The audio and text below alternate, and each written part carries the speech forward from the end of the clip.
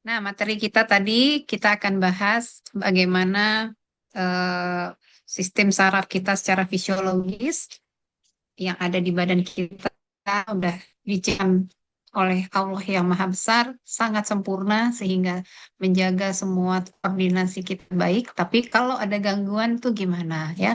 Termasuk di sini stroke, MS atau SCI dan kita akan bahas apa inovasi yang ditawarkan oleh stem cell dan produk turunannya sekretom dan eksosom. Slide. Jadi di kita itu mengalami penuaan ya, jelas ya. Dari begitu lahir aja udah menua loh. Jadi waktu di kandungan juga kita sudah menua kan, nambah usianya, nambah bulan dari 0 bulan sampai lahir 9 bulan begitu lahir juga membesar, bertumbuh, berkembang itu juga menua sebetulnya. Tapi penuaan yang eh, preklinis yang kita sebut belum terjadinya klinis itu sudah terjadi sejak usia 20. Dan di sini kita lihat ada gambar yang sebelah kiri itu kardiovaskular itu ternyata menempati posisi yang paling tinggi rankingnya penyebab penyakit yang berkaitan dengan usia.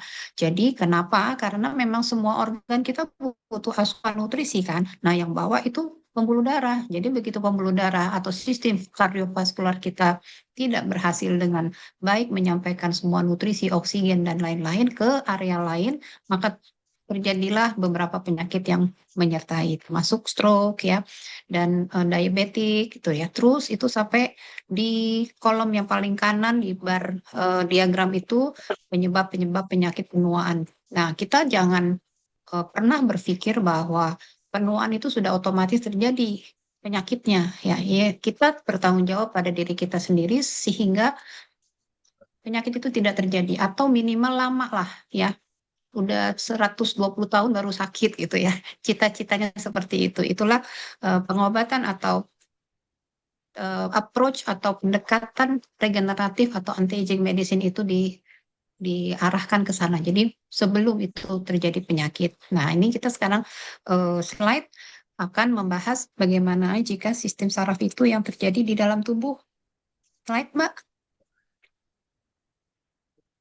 Ya, jadi yang di sistem saraf itu adalah sistem jaringan komunikasi ya, seperti kabel listrik dengan pusat kontrolnya.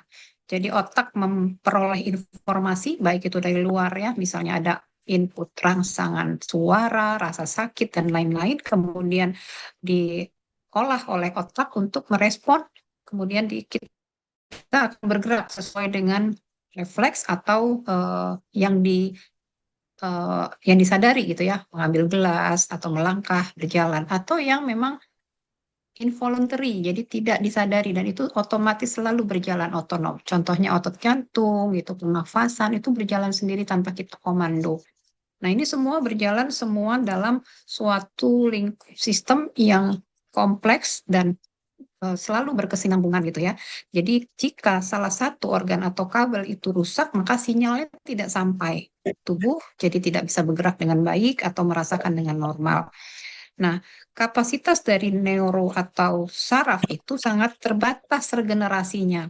Jadi kalau rusak, kalau terjadi asupan nutrisi atau oksigen yang terhambat, maka dia akan terjadi gangguan, disrupsi lingkungannya. Dan ini akan bisa mengakibatkan kerusakan yang sifatnya permanen.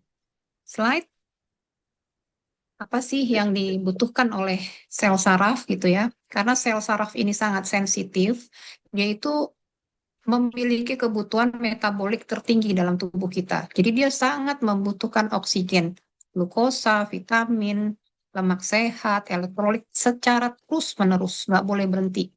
Nah, kalau kita kurang darah, ya stres oksidatifnya tinggi, atau ada peradangan yang dapat merusak sel-sel, atau terjadinya hambatan vaskularisasi ke arah saraf itu, maka akan dapat cedera. Dan ini bisa menyebabkan kerusakan yang permanen. Ya, kalau kita sebut itu iskemi atau hipoksia, jadi kekurangan oksigen gitu ya, atau gangguan glukosa seperti pada diabetes, jadi akan rusak gitu ya sel sarafnya. Nah, untuk mencegah itu, maka syaratnya untuk menjamin semua sistem saraf ini berjalan dengan baik, kita harus makan seimbang. kemudian minum yang cukup, aktif bergerak, cukup tidur, dan mengelola stres ya.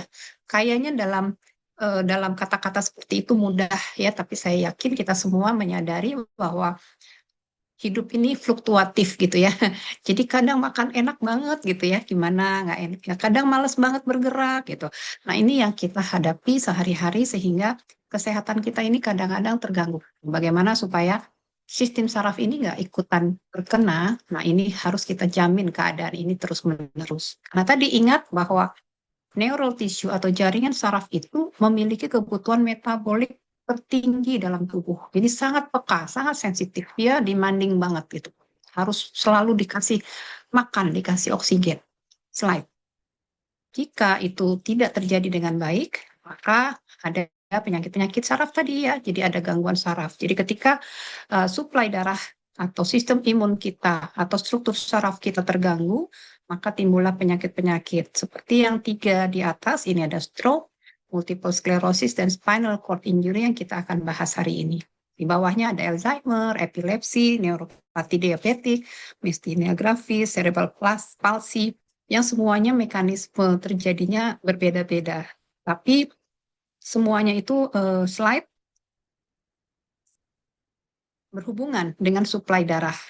Pada stroke ini terjadi saat suplai darah itu terhenti atau berkurang, yang dibagi menjadi 2, perdarahan atau yang tidak ya. Iskemi itu yang tersumbat. Jadi daerah yang diperdarahi syarafnya jadi nggak kena perdarahan, jadi tidak ada suplai oksigen. Jadi daerah itulah yang kena gangguan.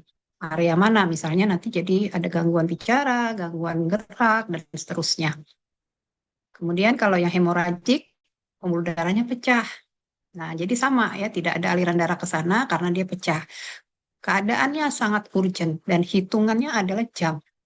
Hanya 30 sampai slide, hanya 3,2 sampai 5,2% ya kurang lebih yang memenuhi syarat untuk saat itu dilakukan trombolisis. Artinya di golden periodnya stroke ya, di bawah 4,5 jam. Jadi jika itu fase akutnya dapat diatasi, maka kerusakan saraf yang ditimbulkannya lebih bisa diatasi. Nah, itu terapi standarnya ya. Nah, setelah itu mungkin ada akibat-akibat lain yang sifatnya sangat sangat beragam gitu ya. Itu permanen sifatnya sehingga dilakukan rehabilitasi atau pengobatan yang cukup lama. Pada stroke yang hemoragik, tindakannya biasanya bedah ya untuk mengeksvakasi atau mengurangi beban kompresi darah atau menghilangkan perdarahan yang ada. Jadi pengobatan konvensional pada keadaan darurat, kemudian pada jangka panjangnya untuk melakukan fisioterapi, terapi okupasi, atau terapi bicara, ya tergantung di mana kerusakan syaraf yang diakibatkan oleh stroke. Slide. Apa bedanya dengan multiple sclerosis? Multiple sclerosis ini juga gangguan syaraf, tapi sifatnya autoimun, sistem imun. Jadi serabut saraf itu ya, di saraf itu ada serabutnya, ada yang menyelubungi. Ini dia tidak dapat menghantarkan sinyal dengan baik. Jadi ada, kalau kabel tuh bungkusnya kabel lah gitu ya. Nah ini yang menyebabkan dia tidak dapat menghantarkan sinyal dengan baik. Jadi akan ada timbul gejala neurologis tergantung tempatnya. Ada gangguan penglihatan, ada gangguan kelemahan otot, mati rasa, fatik, atau gangguan bicara. Nah, ini sifatnya autoimun ya. Slide. Kalau di terapi multiple sclerosis ini lebih ke arah simptomatis. Ada penyakit-penyakit ini yang kita melambat progresinya, jadi supaya tidak tambah parah, mengurangi kekambuhan gitu ya. Dilakukan di MTS atau disease modifying therapies atau memberikan obat-obatan autoimun seperti interferon, gamma, beta gitu ya. Atau terapi simptomatik untuk mengatasi flare-nya, radangnya dikasih steroid. Kalau spasmus dikasih antispasmus, jika nyeri dikasih analgetik, jika ada gangguan depresi maka dikasih antidepresan. Yang penting adalah sesuai dengan gejalanya. Ini terapi konvensional. Yang rehabilitasinya ya dirangsang fisioterapinya untuk mobilitas motoriknya, untuk okupasi di verbal, misalnya psikologis untuk meningkatkan kualitas hidup. Slide. Kemudian yang selanjutnya adalah cedera. Cedera pada sumsum tulang belakang. Akibat apa? Misalnya trauma gitu ya, atau penekanan suatu massa. Misalnya ada tumor di daerah tulang belakang sehingga menekan saraf tertentu dan itu akan mengganggu area otonom di bawahnya. Dampaknya seperti ada paraplegia, lumpuh satu sisi atau semuanya, kanan kiri, ada gangguan rasa, serta masalah fungsi organ seperti misalnya kandung kemih, usus, atau tekanan darah. Jadi sifatnya mekanik karena cedera. Slide urgensinya ya saat ada darurat itu langsung imobilisasi tulang belakang, kemudian mungkin kalau memang ada pembedahan untuk membuat kerusakan yang tadinya ada bisa diminimalkan dan memberikan steroid lagi nih, steroid dosis tinggi untuk meredakan peradangan ya, walaupun kini sekarang steroid ini lebih selektif penggunaannya. Jika ada kerusakan, stabilisasi tulang belakang dan kompresi dilakukan pembedahan. Sama halnya dengan stroke dan MS, rehabilitasi tujuannya adalah untuk melatih otot ya, mempertahankan kualitas otot, tonus otot sehingga masih kuat dan untuk meningkatkan kualitas hidup. Slide. Tiga-tiganya tadi masalah utamanya adalah di peradangan ya, di stres oksidatif di mana ada peradangan, ada stres oksidatif di situ akan menyebabkan kemungkinan kerusakan bahkan kematian sel saraf. Jadi tubuh tidak memiliki lingkungan yang baik untuk menyembuhkan diri sendiri gitu ya pada stroke, MS, SCI atau yang lain. Nah, ini adalah bottleneck ya, seperti leher botol gitu ya. Jadi kayak kita cuma ngasih simptomatik atau obat-obatan yang mengurangi rasa sakit gitu ya untuk meredakan peradangan, tapi tidak mampu menciptakan microenvironment yang regeneratif supaya sel saraf itu kembali sehat. Nah, inilah letaknya konsep utama terapi regeneratif di mana kita harapkan dapat memperbaiki jaringan yang masih sehat dioptimalkan, yang rusak semoga dia dapat recovery, walaupun ini mungkin membutuhkan waktu. Jadi bukan hanya menekan gejala, tapi juga meregenerasi sel atau jaringan atau lingkungannya sehingga sel itu menjadi lebih baik. Tapi dengan catatan ini bukan berarti menggantikan terapi konvensional ya. Saat ini terapi-terapi regeneratif ini masih banyak yang on progress tadinya. Slide.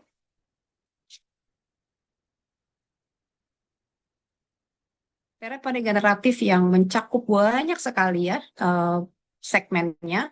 Nah, yang kita tekankan hari ini adalah epigenetik ya, tes genomik, epigenetik, stem cell atau yang free cell yaitu produk stem cell. Epigenetik itu apa? Jika kita punya DNA ya, kita punya keturunan gitu ya, bahwa kita cenderung penyakit diabetes contohnya. Nah, itu tidak bisa serta-merta muncul gitu kalau kita bisa jaga. Jika ditambah dengan makan gula banyak, obesitas, malas gerak gitu ya, maka DNA itu mungkin akan muncul. Nah, itulah epigenetik di mana peran dari pengobatan regeneratif membuat gen kita ini menjadi membaik gitu ya. Nah, ini tentu juga harus ditunjang dengan lifestyle, diet yang baik sehingga terapinya akan berjalan dengan baik ya. Dan ini juga tidak hanya rekayasa genetik, tapi juga bisa dirubah dari pola hidup. Nah, terapi regeneratif yang saat ini berkembang di dunia adalah stem cell, di mana stem cell itu juga menghasilkan produknya, yaitu sekretom dan eksosom. Ini akan kita bahas. Slide. Jadi stem cell itu adalah sel induk ya, sel punca kalau bahasa Indonesianya. Sudah di Indonesia kan stem cell, tapi kita lebih sering menyebutnya stem cell. Jadi ia bisa berubah menjadi berbagai jenis sel, jadi mengeluarkan zat penyembuh ya, growth factor dan antiinflamasi dan banyak sekali protein-protein yang baik untuk merangsang atau menggantikan sel yang rusak. Ya, efek penyembuhan terbesar bukan dari selnya sebetulnya, tapi dari zat yang dikeluarkannya. Jadi saat ini stem cell dipandang bukan sebagai replacement unit ya, tapi sebagai biofactory ya, menghasilkan zat-zat yang menyebabkan faktor-faktor pertumbuhan itu menjadi baik. Nah, ini dari sumbernya ada yang dari embrio ya, tentu ini tidak diperkenankan ya secara medis, regulasi maupun agama. Ini sifatnya pluripoten. Kemudian yang dari jaringan dewasa, contohnya yang sekarang banyak dikembangkan adalah dari tali pusat Wharton-Jelly ya, mesenchymal stem cell yang berasal dari tali pusat. Ada yang dari sumsum tulang, dari darah maupun dari adipos. Dan ini sifatnya bisa autologs dari darah, dari komponen organ badan kita sendiri atau dari donor. Nah, yang disebut iPSC adalah induced pluripotent stem cell, di mana sel dewasa tapi sifatnya dikembalikan seperti sifat pluripotennya embryonic stem cell. Ya, ini perkembangannya. Slide. Ini akan saya tampilkan video di mana peran stem cell itu terjadi di badan kita. Di klik play-nya.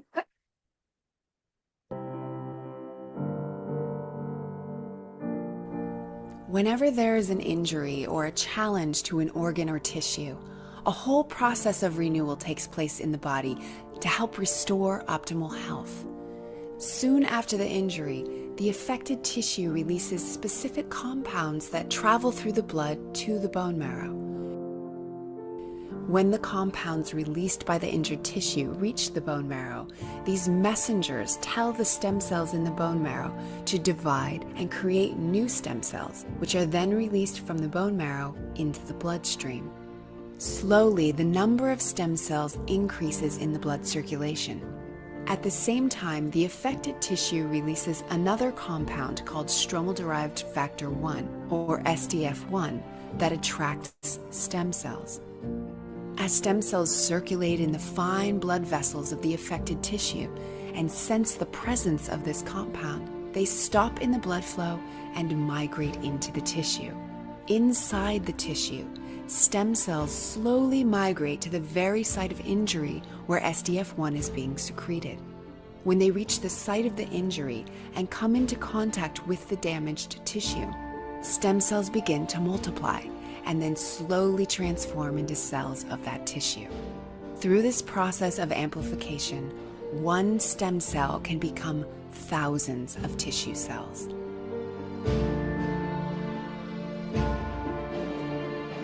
It is through this natural process of renewal that the body maintains optimal health every day of our lives. Ya, slide. Jadi dari video tadi kita bisa lihat bagaimana sih proses saat area atau organ kita yang sedang menderita, ya sedang sakit gitu ya, sedang luka atau kena penyakit itu membutuhkan pertolongan nih. Ayo tolong saya untuk memperbaiki diri saya sendiri.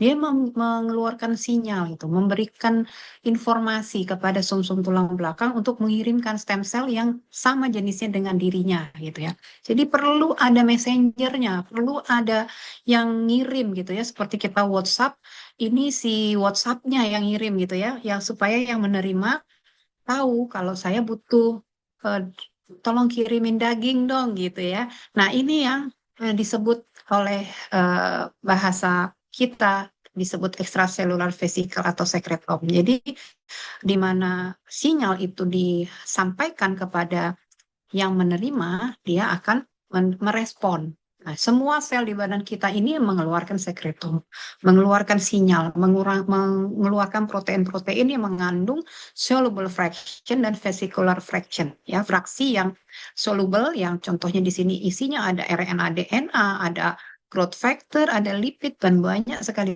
protein. Dan kemudian ada fraksi-fraksi kecil yang sifatnya ukurannya macam-macam dan punya fungsinya yang sangat spesifik.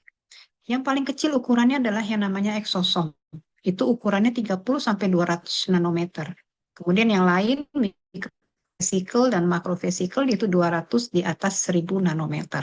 Jadi itu memang ada di luar sel. Dia bekerja antar sel. Dan saat sel yang menerima, contohnya tadi di video kan ada dia kirim dari sumsum tulang belakang, kirim stem cell, dikenali untuk masuk ke sel yang dituju, itu ada peristem ya namanya ya.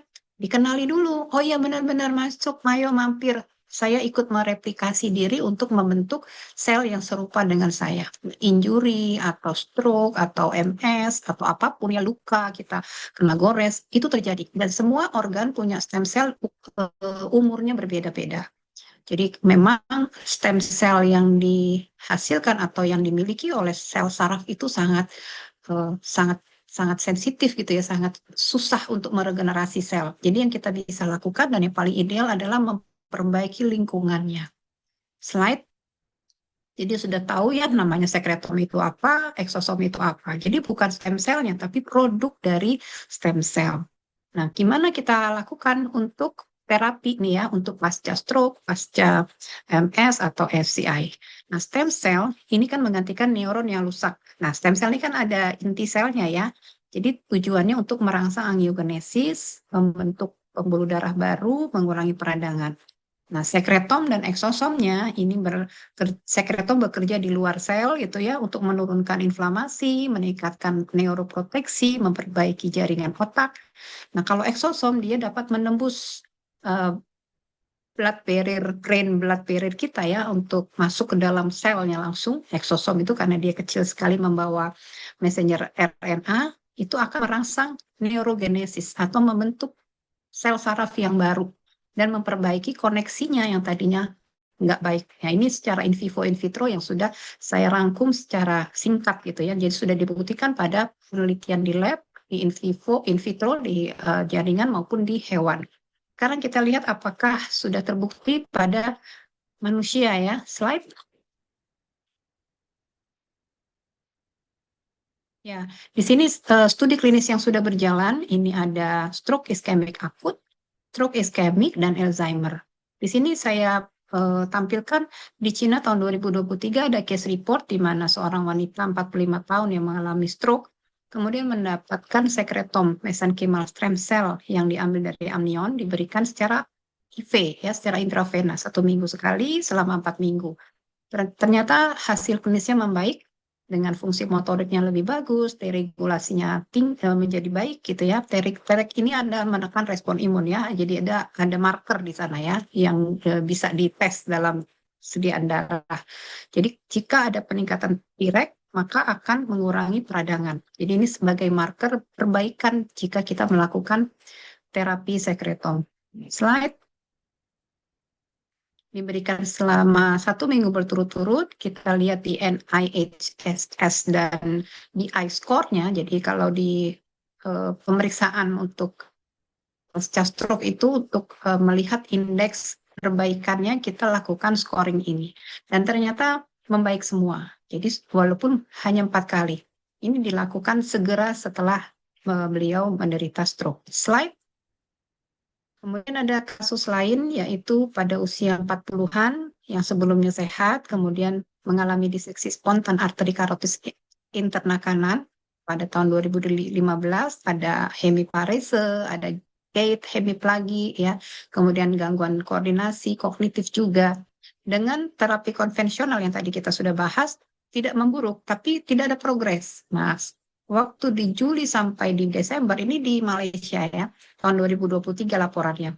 Tapi setelah dari setengah tahun di terapi MSc, 2 bulan dia mengalami perbaikan. Jadi sudah lumayan ya gerakan tangan dan kakinya. Kemudian sudah bisa dari duduk berdiri bisa sendiri dan kognitif juga membaik. Nah, setelah 6 bulan peningkatan sensasi, kekuatan, keseimbangannya jadi lebih baik ya.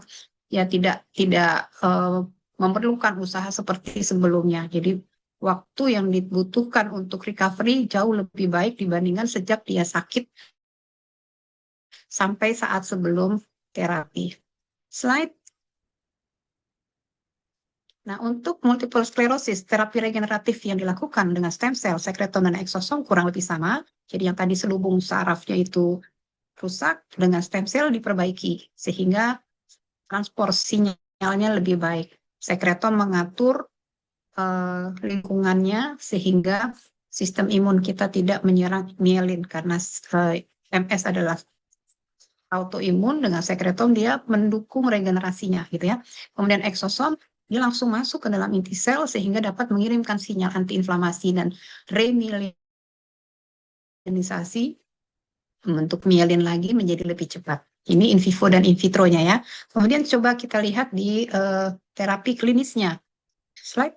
Di study case yang sudah ada selesai itu dari tahun 2017 dilaporkan oleh Dabor, ini diberikan dari bone marrow ya, mesenchymal stem cell autologusnya dari pasiennya, kemudian diberikan sekretom juga melalui intratekal 1 bulan setelah mesenchymal stem cell.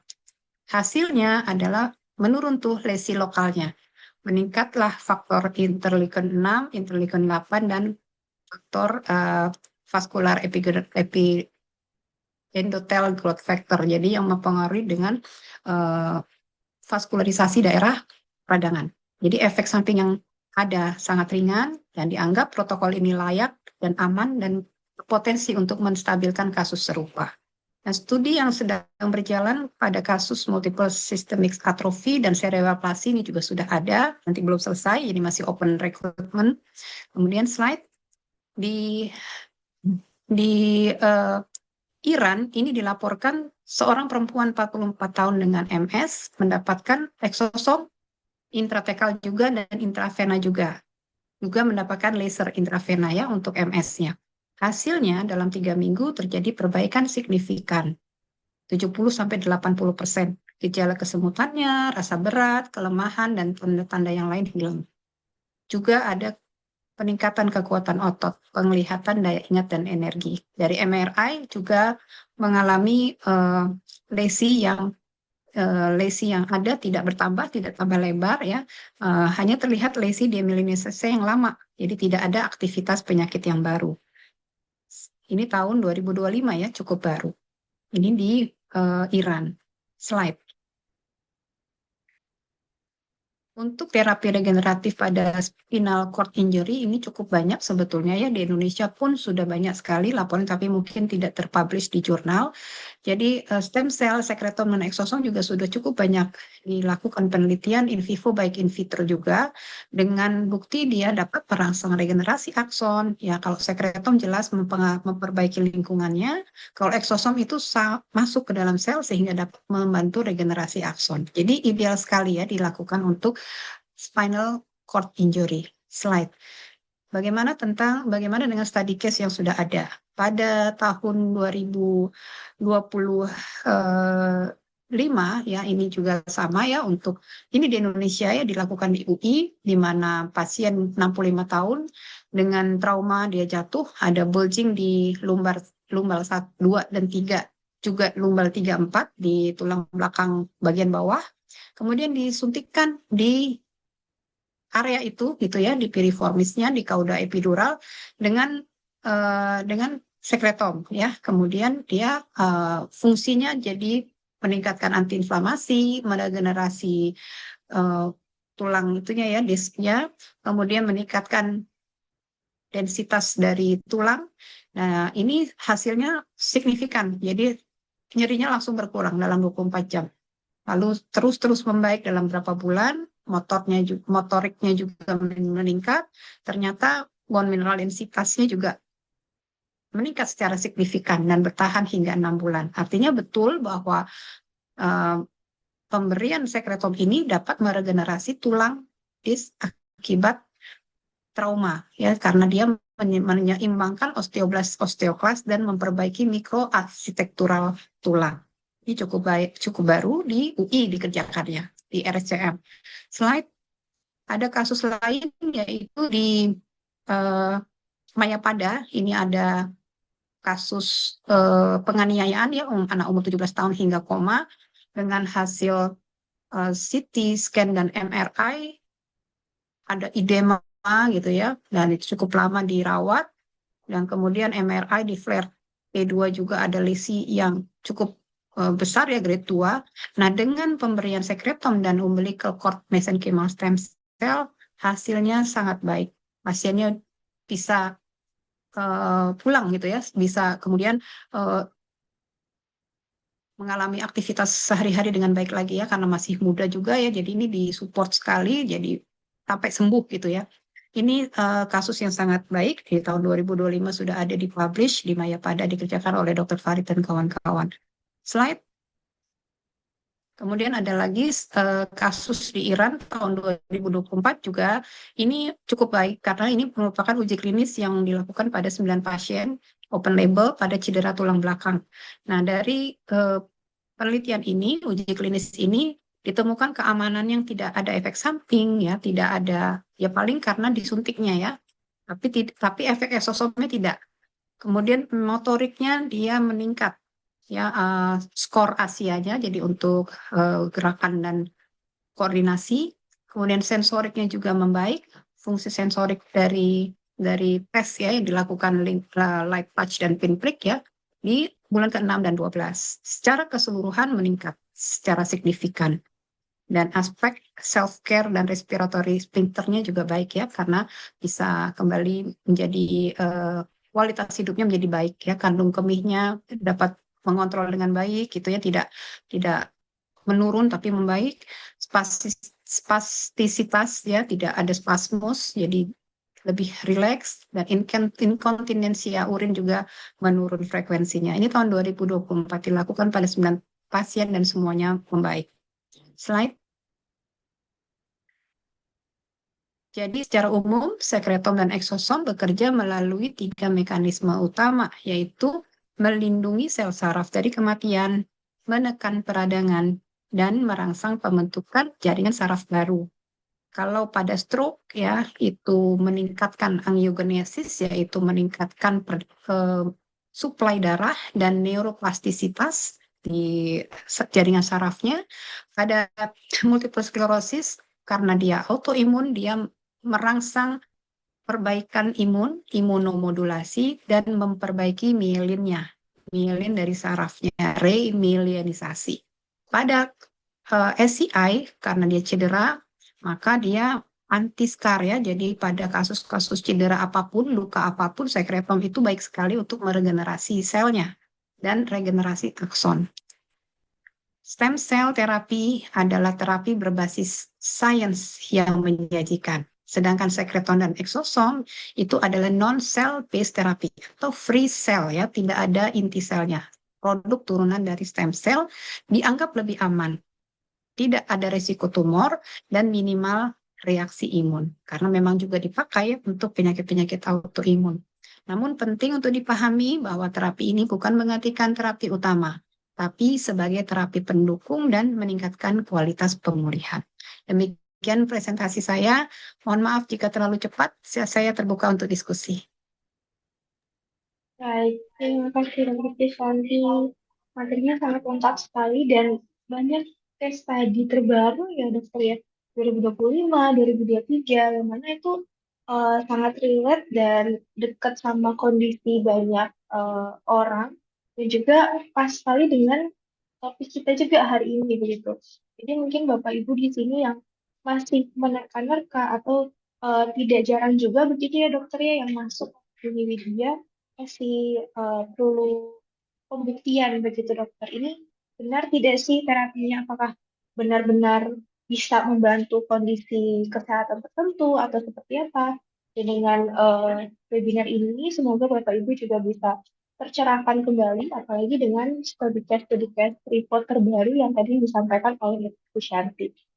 Nah, Bapak Ibu, nanti jika sekarang sudah ada pertanyaan, begitu ya, sudah terbesit pertanyaan-pertanyaannya, boleh dituliskan dulu di kolom komentar, ditahan dulu begitu ya, karena nanti kita akan masuk ke sesi yang kedua, begitu. Nah, sebelum kita masuk ke kedua, boleh dibantu oleh tim admin untuk memutarkan sedikit video pengantar, gitu ya. Kami persilakan.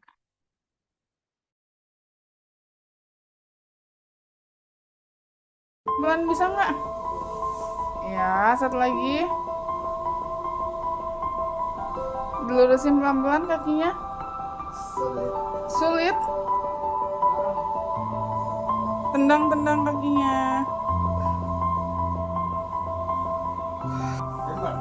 Nah. Kanan. Wih, keren. Kaki kiri. Angkat tangan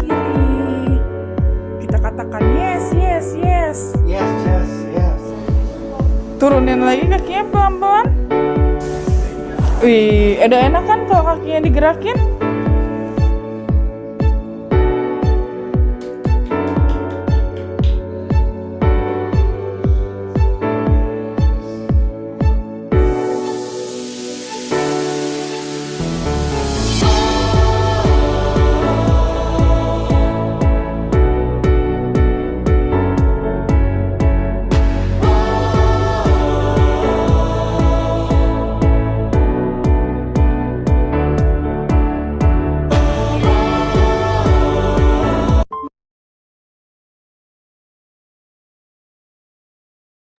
Baik, terima kasih atas pemutaran videonya.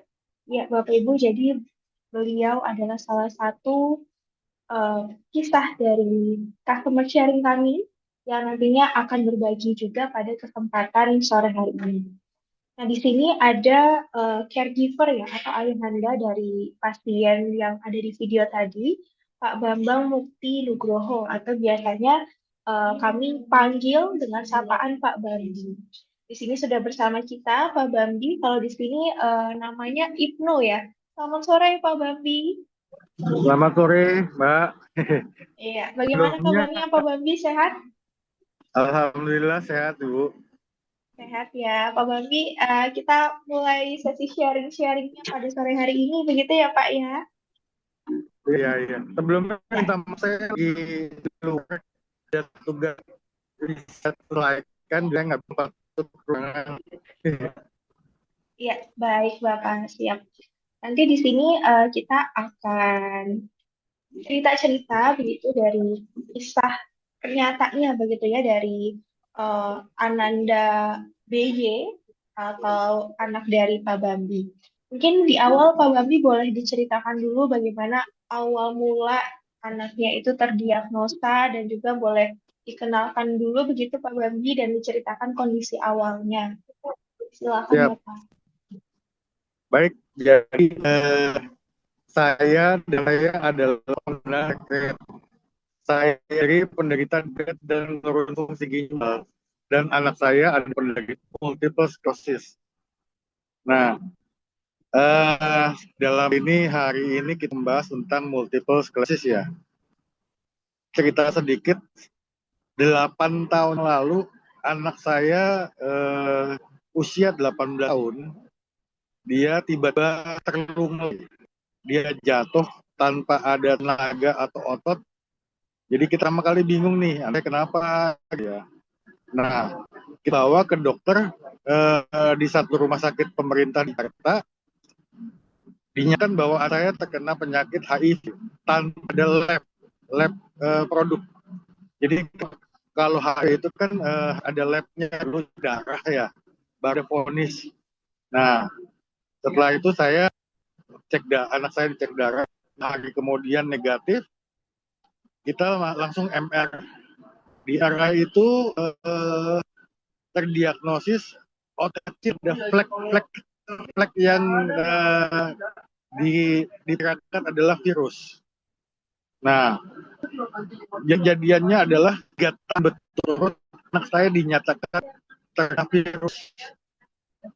Nah, ada 2 profesor, apa sebut aja, itu Profesor Santoson sebagai ahli virus, yang satu lagi Profesor Yusuf Bah, ahli saraf. Nah, karena Profesor Misbah itu pasiennya banyak sekali, tahun ketiga saya bikin second opinion ke dokter yang lain, di RS Abdi Waluyo. Nah, di sana katakan bahwa anak saya bukan tapi autoimun multiple sclerosis. Nah, artinya 3 tahun anak saya memakan terus, yang kemudian di tahun ketiga dinyatakan sebagai autoimun multiple sclerosis. Itulah awalnya dia bahwa kita deteksi 8 tahun ini anak betres, 3 tahun awal dinyatakan virus, setelah ganti baru dinyatakan autoimun. Begitu kira-kira awalnya anak saya kena multiple sclerosis. Baik, Bapak. Berarti ada ini ya, Pak, ada bisa dibilang diagnosis atau gimana begitu ya Pak ya di 3 tahun awal itu ya Pak ya. Hingga akhirnya di tahun Iya, ketiganya baru terdiagnosis multiple sclerosis tersebut. betul, betul. Oke. Kemudian Pak Bami boleh Betul. di-sharingkan juga bagaimana riwayat pengobatan sebelumnya hingga bisa bertemu dengan terapi sekretom eksoson ini Pak Bami. Nah, riwayat sebelumnya seperti tadi Bu Dokter ceritakan bahwa anak saya kasih steroid dosis tinggi, pengobatan autoimun. Nah, satu saat dia nggak kuat lambungnya dengan steroid itu, sehingga kita putuskan untuk stop dulu nih. Jadi kalau dihajar steroid terus takutnya kan kena ginjal atau apa ya, jadi nambah lagi masalahnya. Nah, masuklah saya ketemu Widya. Widya itu memberikan solusi sekretom dan eksosom. Kita diberikan 48 kali suntikan anak sunakku dan sudah selesai. Langsung aja cerita ke perkembangannya. Dalam 1 sampai 10 itu ada perubahan yang signifikan. Yang pertama yang bisa sampaikan adalah tremornya hilang. Selama ini waktu masih di sekretor, dia itu pergerakan tremornya luar biasa. Dia goyangannya tuh kenceng. Nah, itu pertama. Tidak hilang 100% tapi udah 98% lah tremornya hilang, pergerakannya udah menurun. Terus yang kedua, setelah minggu ke 10 sampai ke 15 ada perubahan di mata. Tadinya matanya hanya bisa melihat bayangan, tapi perkembangan berikutnya sudah melihat hitam putih. Nah, itu menurut saya bagi dari story-nya sekretom dan eksosom yang kita alami nih ya. Nah, selanjutnya terakhir matanya sudah bisa melihat warna, tremornya sudah mulai berkurang, dan pergerakan ototnya di tangan, khususnya di tangan sudah oke. Tapi memang kalau di kaki, perintah dari otak ke kakinya memang belum sampai. Karena memang juga harus ditunjang dengan fisioterapi. Itu adalah perjalanan selama anak saya pakai sekretom, Bu. Atau bagaimana, apakah kurang jelas? Karena saya lompat-lompat kali ya, langsung ke 48 ya. Ya, tidak apa-apa. Sangat-sangat tergambar. Berarti memang butuh step by step. Kemudian dari tremornya hilang, penglihatannya sudah mulai Betul. membaik juga, hingga sudah bisa menggerakkan kaki dan sudah bisa duduk berarti ya Pak ya tadi ya kalau di video ya. Iya. Ya memang karena sakitnya sudah terlalu lama ya, 8 tahun ya. 8 tahun itu bed rest. Artinya memang butuh lebih lama lagi regenerasi selnya. Kembali ke cerita Bu Dokter tadi, bahwa penyakit autoimun itu adalah penyakit degeneratif. Saya sepakat bahwa dengan sekretom dan eksosom ini meregenerasi sel saraf yang terbukti dengan satu yang paling signifikan adalah mata. Ketika anak saya di awal tidak bisa melihat nyata, hanya bayangan, berubah menjadi hitam putih dan berubah menjadi warna, itu adalah perkembangan dari sekretom. Karena kita udah nggak kasih obat lagi.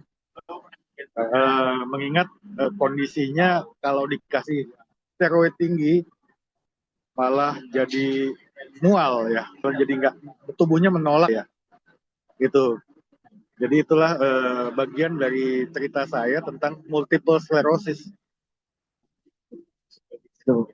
Baik, baik Pak Bandi, terima kasih. Kemudian yang mungkin sharing yang pertanyaan terakhir begitu Bapak, bagaimana selama proses pemulihan, proses penyembuhan dan juga beberapa terapi yang sudah dijalani, yang dirasakan oleh Pak Bambi sendiri sebagai perawatnya langsung begitu ya Pak ya, melihat perkembangan dari anaknya dari awal sampai akhir hingga bisa menemukan terapi ini, begitu Pak? Mungkin boleh di-sharingkan juga. Karena sudah 8 tahun ya. Saya kebetulan si anak saya namanya Bayu. Bayu itu anak tunggal satu-satunya. Artinya kita orang tua ya apapun kita korbankan buat Bayu. Nah, dari medis sampai klinik gitu ya, dari katanya ada pakai apalah dibuat lah apa semua kita lakukan. Nah, dari segi supernatural lah apa ya kita udah usaha lah kemana-mana. Nah, pada tahap kita menyerah dengan keadaan dan berdamai dengan keadaan, ketemulah sekretum ini. Sekretum ya, saya pikir udahlah alternatif terakhir yang harus kita lakukan demi anak, kita lakukan ini. Dan memang dari sekian perkembangan itu ada yang pakai sapu lidi, ada yang pakai inilah, pakai air lah, pakai medis. Dokter pun ada, saya udah bicara, ada 4-5 rumah sakit saya datengin. Semua bergelar profesor. Dan kalau apalagi bicara MMC dan Abdul Aluyo, itu ngelihat pasien dekat, ngelihat ATM. Artinya saya sudah menyerah lah dengan keadaan sebenarnya. Tapi kehadiran sekretom ini telah menjadi titik penting. Ya harapannya masih ada Bayu bisa sembuh. Mohon maaf kalau saya sebut nama rumah sakitnya aja karena saya kecewa gitu ya. Karena awalnya adalah saya bisa menyebutkan malpraktek. Kenapa? 3 tahun awal itu dibilang virus, padahal bukan virus. Kalau di awal kita udah tahu itu bahwa autoimun, kita penanganannya beda, tidak minum obat antivirus. Itu sih yang saya sebenarnya, yang mudah-mudahan saya nggak disu dengan menyebut nama. Tapi mohon maaf sekali. Ini memang realita yang ada. Itu Mbak. Jadi tadi pertanyaannya adalah, apa yang udah dilakukan selama ini sebelum ketemu sekretom dan eksosom, ya kita udah kemana-mana. Seorang profesor aja akan dibilang bahwa kita nih kalau ketemu penyakit autoimun jadi goblok Pak, gitu. Karena mereka sendiri tidak tahu penyebabnya apa. Ada yang bilang genetik, ada yang bilang ini ada faktor psikologis. Ya ilmu medis sendiri belum menemukan solusinya. Nah, masuklah ke dunia yang lain, yang dunia supernatural tadi. Ya, akhirnya jadi banyak dibohongin orang lah kita. Terakhir kita masuk ke eksosom dan sekretom ini. Dan sekali lagi mohon maaf saya menyebut nama karena ini realitas yang saya alami selama ini. Itu Mbak. Baik, Pak Bambi, terima kasih untuk sharingnya. Kita bisa mengetahui gambaran cerita dari lengkapnya ya, dari kisah awal mula terdiagnosisnya hingga kondisi saat ini. Gitu. Terima kasih banyak Pak Bambi. Nanti kita coba sharing kembali apabila ada pertanyaan dari Bapak Ibu di sini. Begitu ya Bapak ya? Iya ya, boleh. Saya welcome sharing, atau kalau setelah ini ada teman-teman penderita, anaknya atau keluarganya ada penderita autoimun multiple sclerosis khususnya, kita bisa sharing kok. Saya welcome untuk pihak Widya memberikan nomor telepon saya ke teman-teman, karena memang penyakit ini penyakit unik ya, penyakit yang nggak banyak diketahui di Indonesia. Dan kembali tadi saya bilang, dokter-dokter juga masih bingung penanganan multiple sclerosis ini sebenarnya seperti apa, gitu ya. Monggo Bu. Iya baik. Masih terbilang langka begitu ya Pak ya penyakit multiple sclerosis ini. Betul. Baik, ya. Terima kasih Pak Bambi untuk sesi sharingnya. Kita nanti lanjutkan ke sesi pertanyaan ya Pak ya untuk selanjutnya. Iya Bu. Terima kasih. Baik Pak. Ya, Bapak Ibu sekalian, kita sudah mendengar bagaimana kisah langsung dari salah satu pasien di Widya Herbal, Pak Bambi ya, atas anaknya Kak Bayu. Nanti jika Bapak Ibu juga sudah ingin bertanya mengenai khusus kepada Pak Bambi, boleh diisi di kolom komentarnya dengan format nama, domisili, dan pertanyaan. Namun sebelum kita masuk ke sesi tanya jawab, boleh Bapak Ibu bisa buka kameranya dulu. Kita mau foto bersama dahulu. Bisa memberikan senyum yang paling cantik dan ganteng begitu ya, untuk bisa tampil di layar. Oke, kita foto dulu sebentar, kita abadikan momen ini. Ya, tim admin sudah siap ya untuk screenshot. Nanti boleh juga dikasih reaction ya Bapak Ibu ya, jika ingin tambah reaction begitu. Yang masih unik. Ya, seperti ini ada reaction love dan sebagainya. Kita tunggu lagi, ada yang ingin on cam lagi. Silakan. Oke, kita mulai dari slide pertama. Boleh dibantu ya teman-teman admin, saya bantu hitung 1, 2, 3.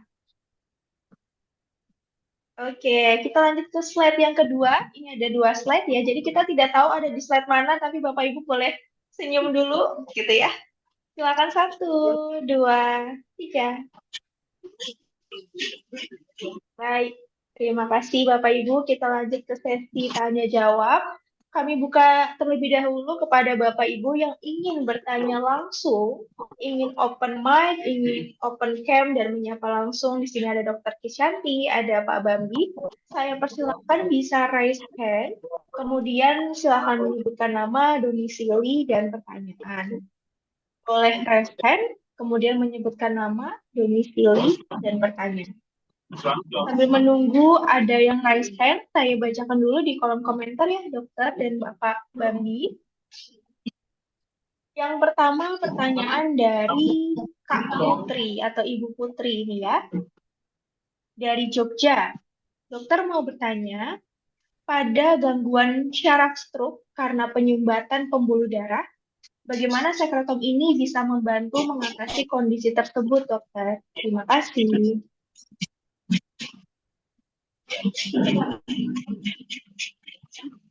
Silakan Dokter Kishanti. Ya, terima kasih pertanyaannya dari Ibu Putri ya. Ya, seperti yang tadi sudah kita lihat sama-sama ya, bagaimana proses stem cell badan kita itu memperbaiki tempat yang rusak gitu ya. Nah, idealnya adalah jika pada stroke ya terutama, idealnya pada semua cedera saraf ya yang seperti stroke, MCI dan SC itu yang diberikan pada fase akut tidak disarankan ya. Artinya dikendalikan dulu fase awalnya. Yang paling ideal itu diberikan pada setelah teratasi keadaan awalnya ya, yang urgensinya, yang emergensinya. Jadi emergensinya dikendalikan dulu, nah kemudian baru dilakukan terapinya gitu. Jadi tidak saat itu sakit langsung diberikan gitu ya, terutama pada kasus stroke yang mungkin ada risiko untuk terjadi emboli pada stem cell itu juga dikhawatirkan akan memperburuk ya kalau yang pada perdarahan ya, karena memang masih ada perdarahan walaupun memang tujuannya untuk mengatasi inflamasinya, tapi idealnya adalah diberikannya setelah dia selesai. Nah, bagaimana si sekretom itu tadi membantu penyembuhan stroke ya tadi, mungkin karena ini ada 3 penyakit jadi saya tidak detail ya menjelaskan gitu ya, tapi secara prinsip ya bahwa di mana dia ada luka gitu ya, jadi dia akan memperbaiki pada stroke itu kan dia ada pembuluh darah yang kalau iskemi itu kan dia menyumbat gitu ya. Nah, jadi area yang dia tersumbat tadi saraf yang tersumbat tadi tidak dapat suplai oksigen dan nutrisi dari pembuluh darah, ini dibantu lewat diperbaikinya angiogenesis atau si pembuluh darah yang tadinya rusak tadi itu diperbaiki. Jadi disitulah dia bekerja bahwa dia memperbaiki angiogenesis, dia mengurangi peradangan dengan antiinflamasinya, kemudian dia juga membuat sel-sel yang tadinya masih sehat itu kembali lebih optimal sehingga dia akan mengurangi juga efek jangka panjang. Jadi bisa. Jadi berikan sekretom itu baik sekali gitu ya. Pada beberapa peneliti diberikan pada hari ketiga sampai hari kedua minggu bahkan gitu ya. Jadi kan fase akutnya stroke itu kan 0 sampai 24 jam ya. Trombolisis itu biasanya dilakukan 6 sampai 24 jam karena IV trombolisis itu kurang dari 4,5 jam atau endovaskular trombektomi ya. Nah, jadi fase ini jangan dikasih stem cell atau sekretom. Nah, pada fase subakut, jadi kondisinya sudah stabil gitu ya, terapi biologis kini lebih relevan diberikan pada saat ini. Jadi mengurangi inflamasi sekunder, mendukung angiogenesis, ya, mencegah yang lebih lanjut ya. Kan lama-lama kalau nggak ada nutrisi terus-terusan makin lebar itu kerusakan sel sarafnya. Jadi ada beberapa peneliti memberikan pada hari ketiga hingga minggu kedua. Tapi jangan kecil hati, berapapun pasca stroke waktunya, kalau kita mau mulai dengan sekretom dengan harapan memperbaiki sel-sel sarafnya masih ada lebih optimal, kemudian vaskularisasi ke area itu jadi lebih bagus, itu dimulai sekretom pun tidak apa-apa ya. Jadi bukan berarti harus lambat gitu ya, tidak. Begitu mungkin bisa menjawab, semoga. Baik, terima kasih dokter. Kak Putri, mungkin jika ada feedback, oh ya, terima kasih, sangat bermanfaat. Terima kasih kembali Kak Putri.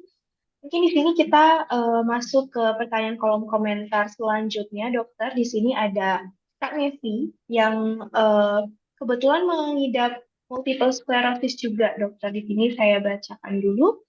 Saya penyintas autoimun multiple sclerosis jenis RRMS. Jadi kalau Kak Nevi merasakan begitu ya, penyakit ini dikira penyakit apus-apus atau bohongan, karena di saat kambuh sudah tidak berdaya, tapi kalau sehat seperti orang lain. Seperti itu. Kemudian yang menjadi pertanyaannya, dokter, sekarang berbagai macam jenis pengobatan autoimun termasuk sekretom dan stem cell. Mohon maaf, mana yang lebih disarankan, sekretom atau stem cell? Atau ada indikasi yang harus diperhatikan untuk pasien multiple sclerosis? Mungkin boleh dijelaskan, Dok, manfaat dan peran kedua pengobatan tersebut untuk penderita multiple sclerosis. Silakan, Dok. Baik. Ya, terima kasih Ibu Nevi ya, Nevi Wulandari. RRMS itu relapsing remitting multiple sclerosis yang sebetulnya itu paling umum dari penyakit multiple sclerosis. Jadi bukan penyakit apus-apus ya. Jadi memang semua penyakit itu intinya adalah didiagnosa. Jika diagnosanya tepat, maka terapinya pun akan tepat. Jadi seperti yang dialami oleh Pak Bembi gitu ya, diagnosa yang salah jadi mengurangi waktu penyembuhan. Jadi saya sarankan Bapak Ibu sekalian jika mengalami suatu masalah di keluarga gitu ya, untuk penyakit-penyakit tertentu, second opinion, triple opinion itu dibolehkan gitu ya untuk memastikan diagnosa. Jadi rata-rata diagnosa itu memang membutuhkan biaya, tapi memang itu jadi lebih detail dan membuat terapi kita lebih bermakna, lebih cepat juga gitu ya. Jadi nggak tebak-tebakan. Jadi Ibu Nevi bukan sakit kapus-kapus lah ya. Jadi benar ya kalau lagi sehat gitu ya. Kalau lagi kambuh-kambuh gitu. Emang penyakit autoimun tuh rata-rata seperti episodik itu relapse-nya yang kita nggak bisa tebak. Nah, di mana sih si sekretom itu bekerja? Jadi mengurangi relapse gitu ya. Jadi mengurangi episode relapse, flare-nya. Jadi untuk penyakit-penyakit autoimun yang lain pun begitu. Harapannya apakah bisa menyembuhkan betul sampai hilang autoimunnya? Memang ini masih dalam perjalanan penelitian gitu ya. Tapi sejauh ini untuk mengatasi relapse itu berhasil ya. Semua kasus autoimun. Jadi lebih jarang gitu ya. Atau pada saat flare pun saya pernah coba untuk pada saat flare itu kita berikan sekretom walaupun tetap pasiennya tetap menerima steroid itu dari dokternya, tapi ini lebih cepat gitu pemulihannya. Jadi sekitar 85% pasien MS itu memang pertama kali didiagnosanya itu ya RRMS, Bu. Jadi memang berkembang gitu ya, gejalanya memburuk atau tidak gitu ya, flare-nya periodenya lebih kerap atau tidak, itu juga banyak faktor. tadi pencetusnya apa gitu ya. Misalnya stres gitu ya. Tadi kan saya bilang di saraf itu makanan yang paling utama, dia paling demanding gitu. Dia paling butuh paling paling paling manja gitu. Dia sangat membutuhkan asupan oksigen, nutrisi dan lain-lain. Jadi harus betul-betul dijaga gitu kita itu. Dan yang memberikan asupan itu adalah pembuluh darah. Jadi kita harus makan yang sehat gitu ya. Eh, Makanan yang tidak sehat buat kita, yaitu media juga menyediakan pemeriksaan genomik itu sangat bermakna ya untuk mengatur pola makan kita. Jangan-jangan yang kita sukai ini yang bikin ini lebih cepat relapse gitu. Siapa tahu gitu kita nggak tahu. Kemudian tidur teratur itu juga bisa. Nah, sekretom mulainya kapan? Itu kapanpun bisa untuk mencegah relapse-nya. Jadi nggak cepat kambuh gitu. Kalaupun kambuh, kalaupun flare nggak gawat gitu, nggak lama dan nggak sangat parah. Kurang lebih itu. Baik, terima kasih dokter. Ibu Nevi, jika ada Oh, tadi tanggapan ya, pertanyaannya dibandingkan stem cell ya. betul Oh, iya ya, dokter, sorry. mungkin keduanya Jadi ya. ya, jadi kapan sih bedanya apa sih stem? Tadi kayaknya kalau nggak salah ada pertanyaan waktu pemberian antara stem cell, sekretom dan eksosom gitu ya. Iya, dan Tadi disarankan tuh yang mana sekretom itu begitu kan, dok? iya ya. Nah ini eh, saya bukan anti stem cell gitu ya. Namun untuk pemberian stem cell itu memerlukan screening yang ketat juga.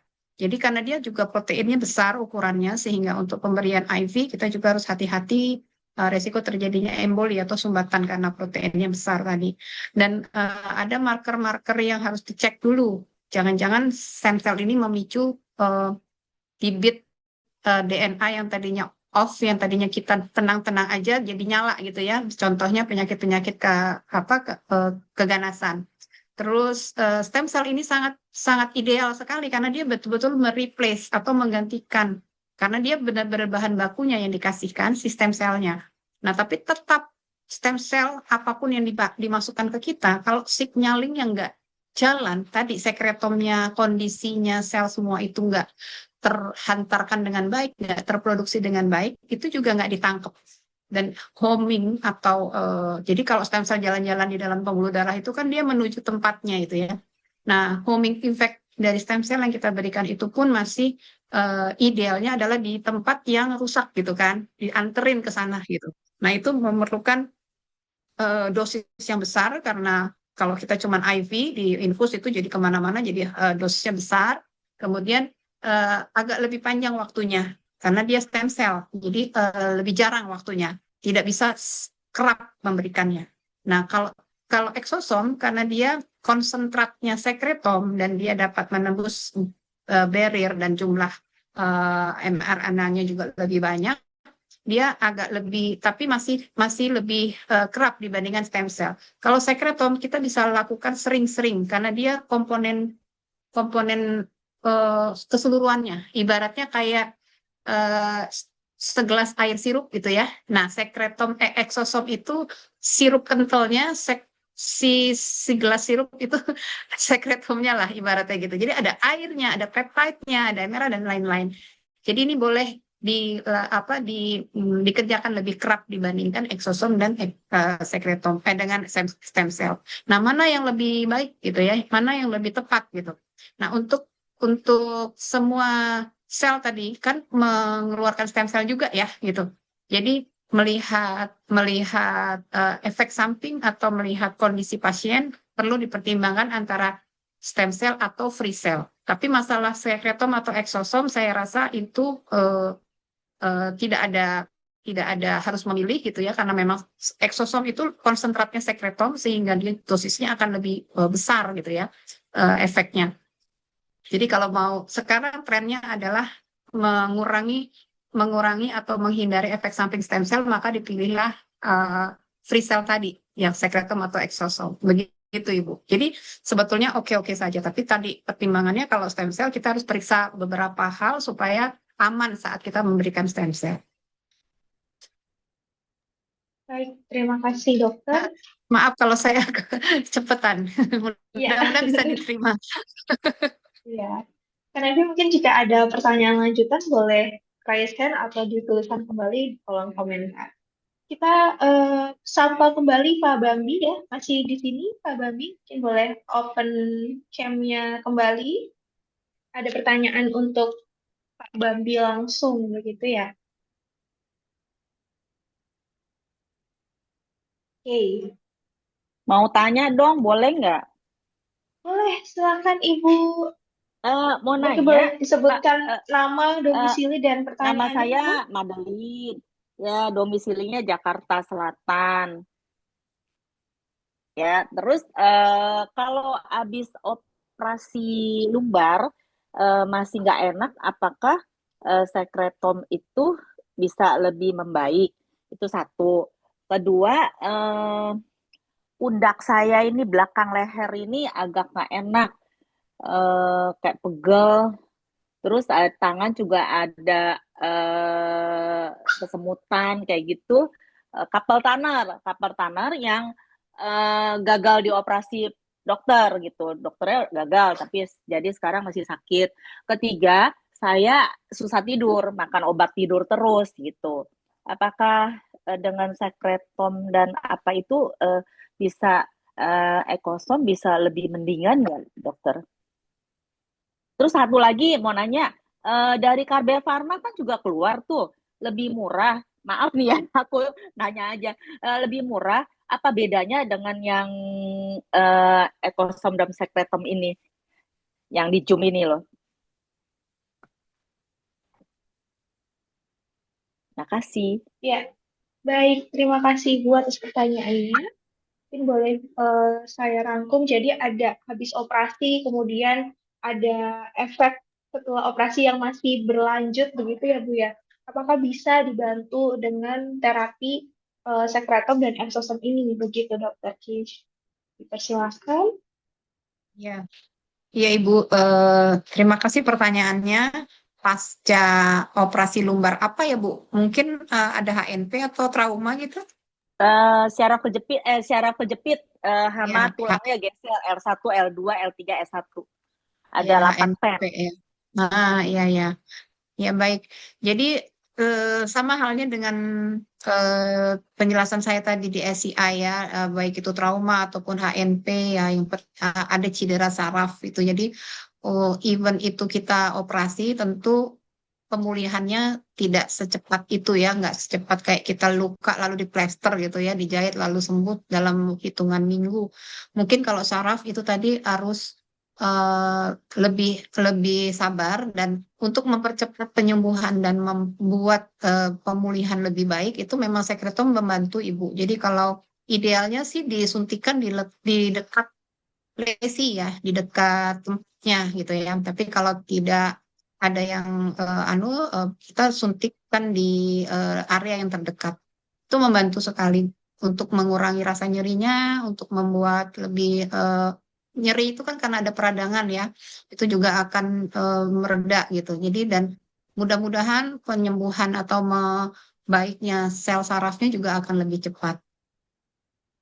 Itu dokter, kalau punggung saya dekat leher itu pundak juga di tulang belakangnya itu juga agak sedikit, tapi nggak parah, cuman jadi pegel gitu, sampai ke tangan nggak enak. Itu kalau suntiknya gimana dok? Apakah berapa tempat atau gimana?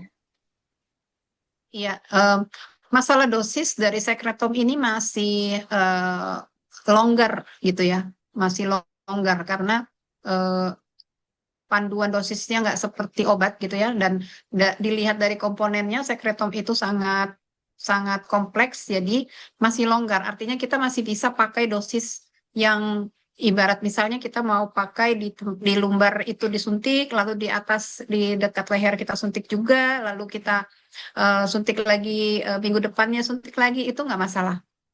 Jadi bisa dilakukan pada saat yang sama. Jadi dosisnya masih longgar. Kita bisa kerjakan sampai 4 vial pun nggak masalah ya. Jadi satu kali suntik itu berapa cc?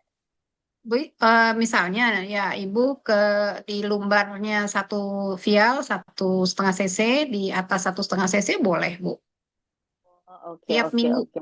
Iya. tiap minggu itu ya. Iya. Itu Dokter, saran saya apa ya. Ya. apa bedanya dengan Carber Pharma punya Secretom dan ini Ecosom? Mungkin dari Mbak Rini bisa Ya, jawab silakan. ya saya Oke, terima bantu kasih share dokter. screen ya. Terima Ya, kasih juga Ibu. Mungkin ini ya. sebagai gambaran ya untuk Bapak Ibu sekalian di sini. Jadi yang ter ini ya, yang terbedanya gitu, yang paling beda itu kita jumlah partikelnya itu lebih banyak dibandingkan yang lainnya ya, tidak hanya kalbe ya Ibu ya. Jadi di sini kita hampir berapa kali lebih banyak begitu. Jadi konsentrasinya dalam satu tabung itu jauh lebih padat atau jauh lebih banyak partikel di dalamnya dibandingkan dengan produk yang lain gitu. Kemudian juga ada beberapa lainnya, kita dari tali pusar atau tadi umbilical cord ya. Kemudian kita sudah dengan teknologi freeze drying, yang mana nanti masih cukup baik dan juga masih sangat aman di suhu ruang. Tidak perlu penyimpanan yang lebih sulit ya, atau freezer dan sebagainya. Ukurannya juga 30 sampai 200 nanometer. Jadi dari konsentrasinya ya Ibu ya, lebih compact begitu. Dan untuk sekretum juga seperti itu, jadi konsentrasinya lebih banyak dan protein yang di dalam produk Widya itu bisa mengcover untuk kondisi yang lebih menyeluruh, organ-organ yang lebih menyeluruh. Kira-kira begitu, Ibu, semoga bisa menjawab ya perbedaan dari Terima kasih, sekretum dan terima eksosom. kasih. Berarti kita kalau mau suntik harus pasti dulu, nggak boleh kita punya kanker ya. Kita tuh badan kita bersih dari cancer gitu. Bener nggak? Baik, untuk nanti kalau di Widya ya Ibu ya, layanannya kita akan menyediakan screening dulu dengan medical check up di awal sebelum terapi, dan kemudian kita bisa menentukan dosis hingga frekuensi injeksinya mau 1 minggu sekali atau 2 minggu sekali begitu ya, dan seterusnya. Nanti Oke, di akhir sesinya kita juga fasilitasi lagi medical check up setelah terapi, dan itu sudah masuk ke dalam layanan satu paket itu tadi. oke. Terima kasih Gitu. Sama-sama penerangannya. Ibu. Thank you. Iya, iya. Terima kasih.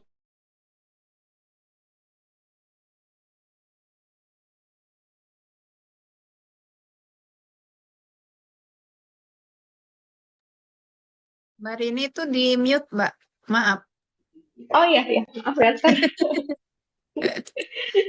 Ya, mungkin pertanyaan terakhir kita bisa undang kembali Pak Bambi ya. Pak Bambi apa masih bersama kita di sini? Ada pertanyaan Masih untuk mas. Pak Bambi dan juga eh, sharingnya tadi ya. Saya bacakan Pak Bambi. Ada pertanyaan dari Ibu Titi dari Jogja. Wah, sharingnya dari Pak Bambi menarik sekali. Kalau boleh tahu, apa pertimbangan Bapak sehingga memutuskan untuk mencoba terapi sekretom dan eksosom? Karena mungkin muncul kekhawatiran ketika baru mau mencoba terapi yang bisa dikatakan terapi ini masih baru. Boleh silakan Pak Bambi. Hal yang paling mendasar adalah tidak pilihan. Semua kita coba 8 tahun udah kemana kita, 5 rumah sakit. Ya tadi di stasiun Natal aja kita ya. Terus yang kedua setelah jari bahwa sekretom ini masuk ke dalam tubuh kita bentuk dan bagi saya protein itu relatif aman dibandingkan sebelumnya ada namanya stem cell. Nah, ada yang stem cell malah tadi seperti Bu bilang itu men-trigger penyakit lain. Jadi saya nggak berani. Tapi ketika yang kedua ya selain nggak berani ya lebih mahal pastinya. Jauh lebih mahal stem cell. Nah, betul ada juga temen yang stem cell-nya udah ke Singapura dan lain. Nah, saya pikir kok di Indonesia kita coba aja. Toh masuk ke dalam tubuhnya dalam bentuk protein ya. Protein yang ada di kepala saya jauh lebih aman dibandingkan dengan stem cell. Stem cell saya nggak tahu bentuknya apa masuk ke dalam tubuh. Itu juga berdasarkan banyak referensi dan tentunya Google. Tapi juga Google kadang-kadang nakut-nakutin juga, bikin seru juga nih. Jadi nggak semua bisa di media sosial itu atau di internet itu 100% kita terima mentah. Harus diskusi juga dengan dokter spesialis lah, apalah. Gitu. Jadi memang perjalanan 8 tahun ini banyak sekali ilmu tambahan yang saya terima dari nggak ngerti sama sekali tentang autoimun dan multiple sclerosis, sekarang jadi banyak banyak masukan lah, banyak yang bisa terima. Tadi pertanyaannya kenapa sekretom dan saya kalau ada yang lebih bagus dari sekretom apa exosome saya akan coba. Ya gitu. Artinya gini, ini anak saya satu-satunya gitu. Nggak ada apa ya, mau harta segimanapun juga demi anakku ya, misalnya kan kita coba aja. Tapi kalau stem cell memang nggak cukup duitnya. Satu kali suntik bisa ya bisa Google lah gitu ya. Itu ya pertimbangan saya ada pilihan lain kecuali mencoba. Harus berani coba dengan segala risikonya. Nah, tapi bukannya tidak, tapi bisa membayar dan membuat safe untuk coba ada. Ketika tadi sekretom adalah bentuknya masuk ke dalam tubuh kita protein. Sekian itu, Bang. Baik, terima kasih Pak Bambi atas responnya ya dan jawabannya. Semoga bisa menjadi jawaban juga untuk Ibu Titi di sini. Kita sudah di penghujung waktu, Bapak Ibu sekalian. Kita sudah habis ya sesi pertanyaannya.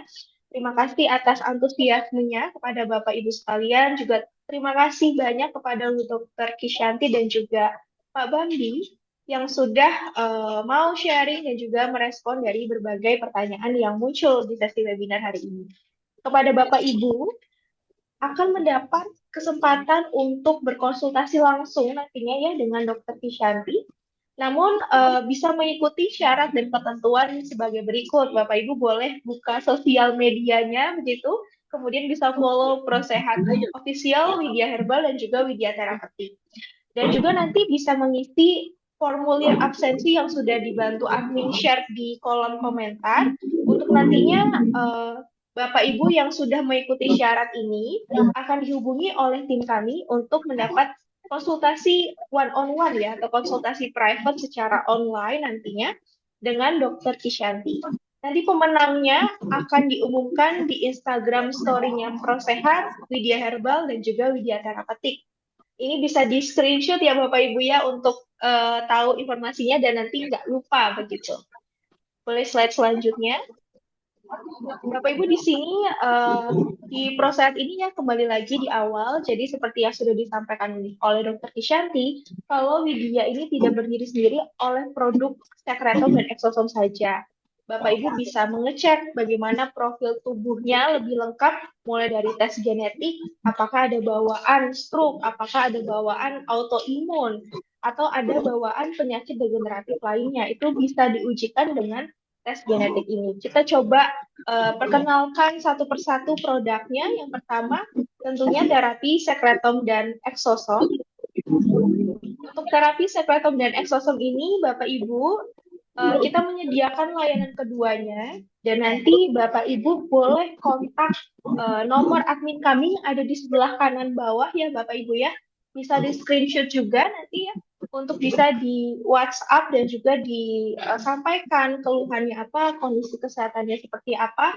Jika Bapak Ibu sudah punya hasil laboratorium terakhir, medical check-up, itu bisa juga difotokan dan dikirimkan ke tim kami, agar nanti kami bisa rekomendasikan terapinya, dan tentunya ini atas hasil konsultasi kami dengan Dr. Kisyanti juga nanti.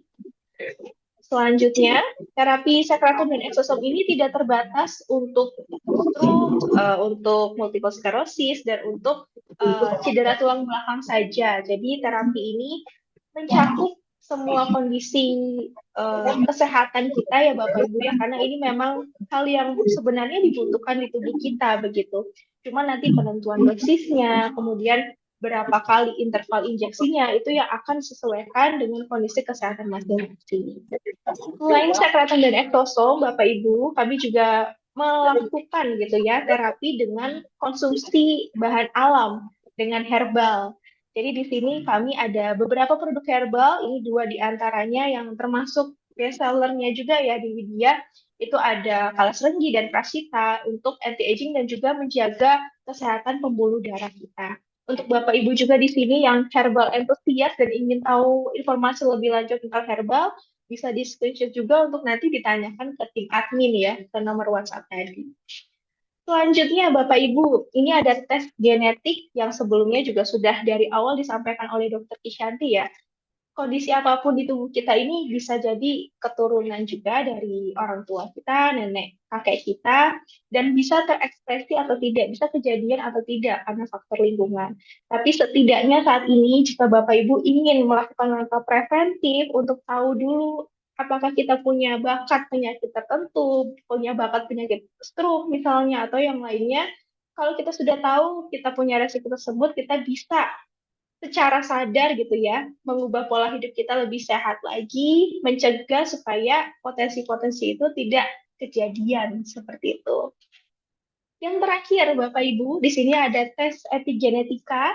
Ini adalah tes epigenetika pertama di Indonesia ya, Bapak Ibu ya, tidak ditemukan di tempat lain di Indonesia ini. Jadi untuk Bapak Ibu yang ingin mengetahui bagaimana kondisi biological aging-nya sekarang, bagaimana kondisi usia biologis jantungnya, paru-parunya, organ tubuh yang lain, atas pola hidupnya, gitu ya. Bisa dicek juga atau bisa tanya-tanya juga dengan admin nantinya untuk pengujian epigenetika ini.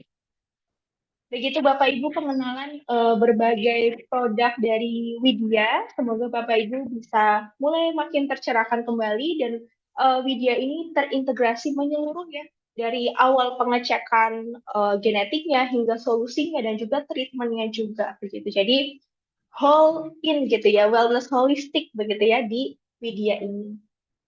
Akhir kata kita mau tutup dengan satu satu quotes ya, mungkin bisa di-update dulu ya teman-teman admin PPT-nya. Ini saya tambahkan ada satu quotes di sini.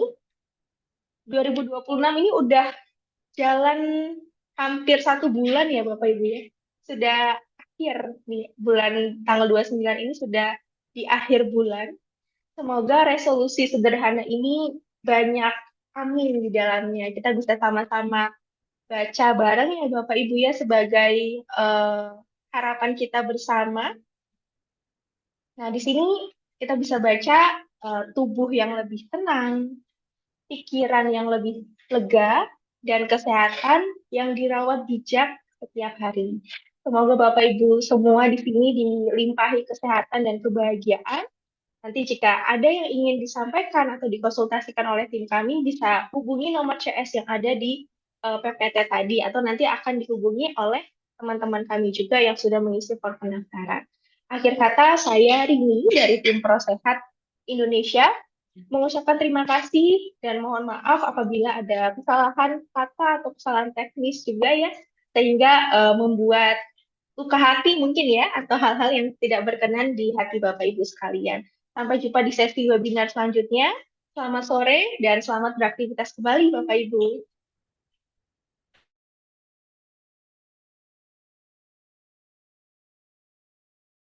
Kita tumbuh, belajar, bekerja, dan bermimpi menjalani hidup dengan bahagia. Namun, tak semua berjalan sesuai rencana. Kadang tubuh memberi sinyal yang tak kita pahami.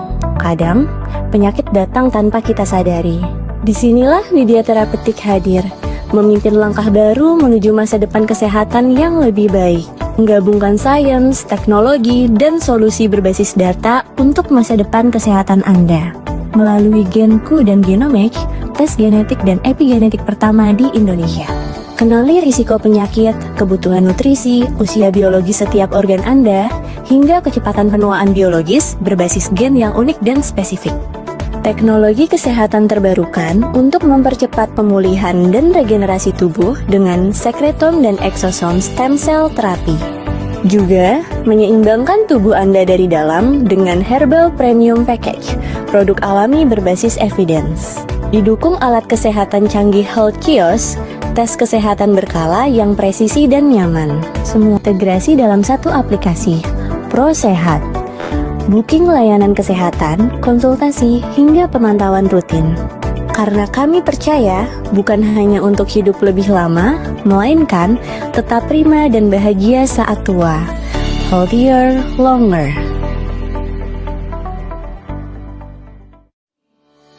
Kita tumbuh, belajar, bekerja, dan bermimpi menjalani hidup dengan bahagia. Namun, tak semua berjalan sesuai rencana. Kadang tubuh memberi sinyal yang tak kita pahami. Kadang, penyakit datang tanpa kita sadari. Disinilah Widya Terapeutik hadir, memimpin langkah baru menuju masa depan kesehatan yang lebih baik. Menggabungkan sains, teknologi, dan solusi berbasis data untuk masa depan kesehatan Anda. Melalui Genku dan Genomics, tes genetik dan epigenetik pertama di Indonesia. Kenali risiko penyakit, kebutuhan nutrisi, usia biologi setiap organ Anda, hingga kecepatan penuaan biologis berbasis gen yang unik dan spesifik. Teknologi kesehatan terbarukan untuk mempercepat pemulihan dan regenerasi tubuh.